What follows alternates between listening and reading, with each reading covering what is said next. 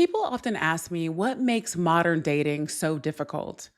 Or more broadly, what are the factors that get in the way of relationship formation these days?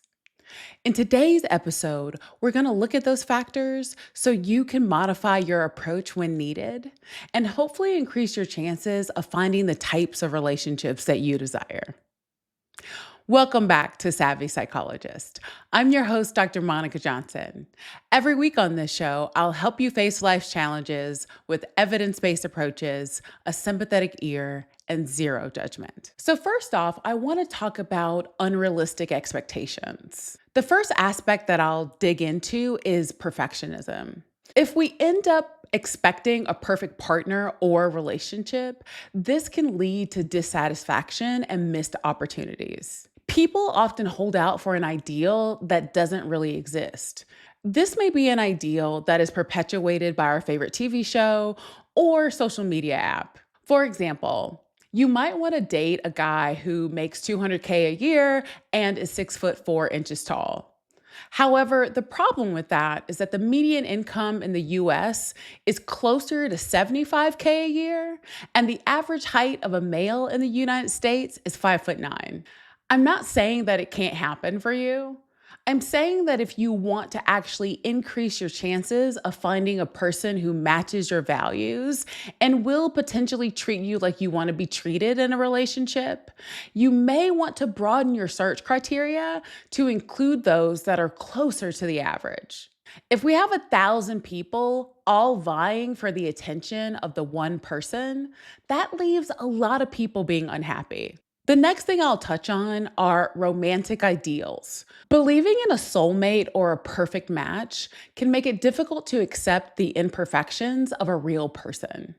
Did you know that the idea of a soulmate is a relatively new phenomenon and again can reinforce perfectionistic ideas? Talk to anyone who's been in a relationship of any kind, and there are things that you don't like about that person. There are ways in which you have to work around certain non-deal breaker characteristics.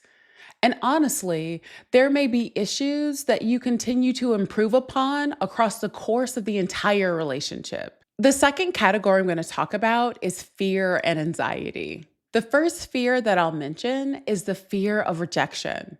So, the fear of being rejected can prevent people from putting themselves out there or engaging in the dating process. In fact, I've seen these rejection fears change over time as people have had less social contact with each other overall. Here is something that I would suggest to all genders.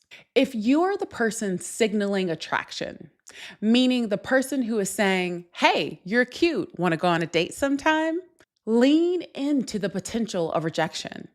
It gets easier over time to deal with being told no. For those of you receiving the signal, meaning you're the cutie being talked to, be open to the fact that sometimes a person that you're not attracted to is gonna say, "What's up?" In those moments, practice saying no in a kind and respectful way. That person is not being a creep simply by shooting their shot, as long as they can take a no and respect the boundary once it's been set. The third category of factors that get in the way of relationship formation is poor communication skills. Difficulty in expressing feelings, needs, and expectations can lead to misunderstandings and conflicts. There can also be misinterpretations. So, misreading cues or making incorrect assumptions about a partner's intentions or feelings can create barriers. I often sometimes see issues in differing conflict styles as well. So, differing approaches to handling conflict can cause friction and prevent deeper connection. There are some of us who run towards conflict, guns blazing, and those of us who run away. Learning how to have effective conflict resolution is a requirement for all relationships. Improving communication skills is one of the most straightforward things that you can do to improve obtaining and maintaining the relationships that you want in your life. The fourth thing I'll mention is personal incompatibilities, and it's something that I notice quite often actually. One of the main ways that it comes up is a mismatch in values and goals. Significant differences in the values, life goals, or interests can hinder relationship formation. At times, I see that people focus on factors that don't really matter for relationship formation, especially in the long term, and they ignore factors that do. For instance, if you know you want to have children, why are you talking to a person who is adamantly against it? The fifth thing that I'll mention is psychological barriers. The first being self sabotage. Negative self beliefs and low self esteem can lead to behaviors that undermine relationship prospects. Can you think of any ways that you may have self sabotaged yourself in relationships? Along with that is past trauma. So, unresolved trauma from past relationships can create trust issues and emotional barriers. In both of these situations, once you're aware that these things may be hindering relationship formation, you should focus on doing your own therapy to heal wounds and work around your natural proclivities. For example, if you have trouble being vulnerable due to how you were raised, you may focus on this in treatment and learn how to be more vulnerable over time to enhance relationships. The next factor I'll mention are external pressures. One thing that may often come up is social and cultural expectations. Societal norms and cultural expectations can pressure individuals to conform to certain relationship models, which may not align with their personal needs. Another aspect of this may also be family influence. Family opinions and expectations can influence dating choices and create conflicts. At times, we really are a square peg trying to fit through a round hole. Most of us face enormous social pressure, and sometimes it's good to take a time out.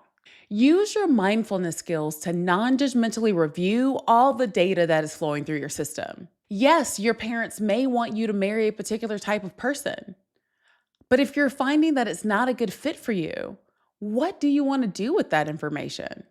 If you're going to make a choice to adhere to your parents' standard, you at least want it to be an intentional choice and not one you made mindlessly, only to later regret it in 10 years. The seventh category relates to behavioral tendencies. The first one I'll mention is maximizing. So, this is where you continuously search for the quote unquote best option.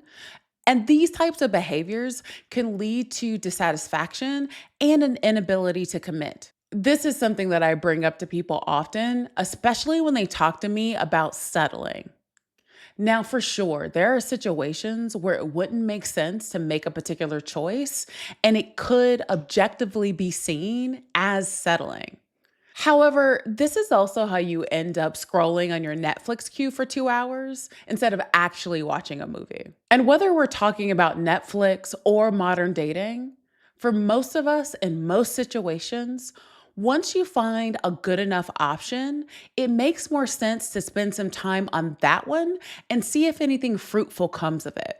The next behavioral tendency I'll mention is hesitation. This can be delaying dating due to perceived inadequacies or waiting for the quote unquote right time. And more often than not, it results in missed opportunities. An example of this is when someone tells me they want to start dating after they lose, let's say, 50 pounds.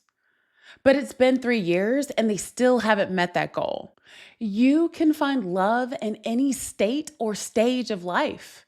We have so many representations of that. There are people who get married in prison. There are people who are 600 pounds and have a romantic partner and family who loves them. There are people with chronic physical and mental conditions and they have love.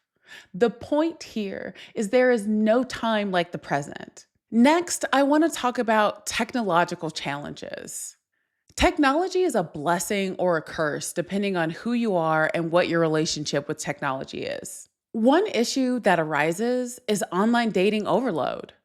The abundance of choices on dating apps can lead to too many choices, where individuals struggle to make a decision and continually seek out better and better options. This directly refers to what I said earlier about the Netflix queue effect, where you spend all of your time swiping instead of actually out in the world enjoying things. Secondarily, I want to mention superficial interactions. Online dating can sometimes promote superficial interactions focused on appearance rather than deeper compatibility. When talking about perfectionism, I mentioned everyone vying for the same person. On dating apps, this can definitely be true. You can certainly have 90% of people all going for the same 10%, which is great if you're in the top 10, but it's awful if you're a regular person on the bell curve. Spoiler alert, the majority of us are average. The ninth category I'll mention relates to kind of lack of effort and intention. Sometimes I see people engaging in a lot of passivity. Basically, this is expecting love to happen without putting in effort, and that can prevent the formation of meaningful relationships. Loving somebody for a minute is easy. Loving someone for a year is much harder. Every relationship requires effort, and that actually never stops. What you want to look out for is abnormal effort. For example, you probably shouldn't have to put in that much effort to get your partner not to hit you. But if they aren't as naturally clean as you are, you will probably have to put in effort throughout the relationship in this area. The next thing I'll mention is a lack of clarity. Not knowing what you want in a relationship can lead to confusion and mismatched expectations. My biggest advice is to be honest with yourself about who you are as a person and your lifestyle, and explore what it would mean to find someone who complements that. Relationship formation is a complex process influenced by a multitude of factors. These are just a few common factors that I've seen and have come up in the research. If you're struggling in this area, it's okay to bring these topics up with your individual therapist or join a support group for dating where these topics are discussed. Which one of these factors is getting in your way? Let me know. You can contact me via Instagram at KindMindPsych or via my email at psychologist@quickanddirtytips.com. The Savvy Psychologist is a quick and dirty tips podcast. It's audio engineered by Steve Rickyberg with script editing by Brandon Getchis. Our podcast and advertising operations specialist is Morgan Christensen. Our digital operations specialist is Holly Hutchings. And our marketing and publicity associate is Davina Tomlin.